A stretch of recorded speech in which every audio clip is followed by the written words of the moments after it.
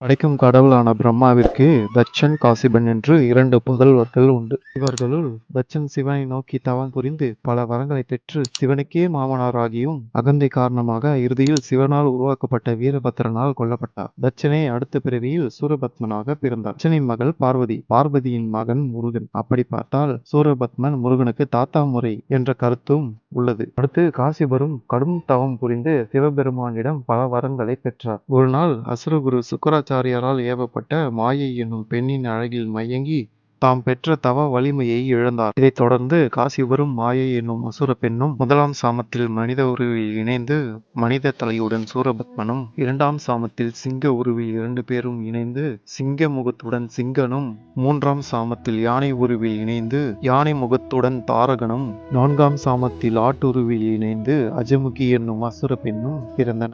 மாயை காரணமாக தோன்றிய இந்த 4 பேரும் ஆணவ மிகுதியில் மிதந்தனர். காஷ்யபர் தன் பிள்ளைகளிடம், குழந்தைகளே, வடதிசையை நோக்கிச் சென்று சிவபெருமானை நோக்கி தவம் செய்யுங்கள், வேண்டிய வரங்களை பெற்று வாழுங்கள் என்று உபதேசம் செய்தார். இவர்கள் கடும் தவம் இருந்து சிவபெருமானிடம் பல வரங்களை பெற்றனர். இவர்களுள் சூரபத்மன் சிவனை நோக்கி கடும் தவம் புரிந்து 108 யுகம் உயிர் வாழவும் 1008 அண்டம் அரசாளவும் இந்திர ஞாலம் எனும் தேரையும் வரமாக பெற்றான். மேலும் எனக்கு சாகாவரம் வேணும் என சூரபத்மன் சிவபெருமானிடம் கேட்டான். பிறந்தவர் மடிந்தே தீர வேண்டும் என்ற சிவன் எந்த வகையில் அவனுக்கு மரணம் வேண்டும் என்று கேட்டார். சூரபத்மன் புத்திசாலித்தனமாக ஒரு பெண்ணின் வயிற்றில் பிறக்காத பிள்ளையால் தான் தனக்கு மரணம் வர வேண்டும், ஒரு பெண்ணை தவிர ஜீவனை யாரால் உற்பத்தி செய்ய முடியும் என்பது அவனின் கணக்கு. இந்த வரத்தை பெற்ற சூரபத்மனும் அவன் உடன் பிறந்தவர்களும் குலகுரு சுக்கராச்சாரியாரிடம் ஆசை பெற்று தம்மை போல் பலரையும் உருவாக்கி அண்ட சராசரங்கள் அனைத்தையும்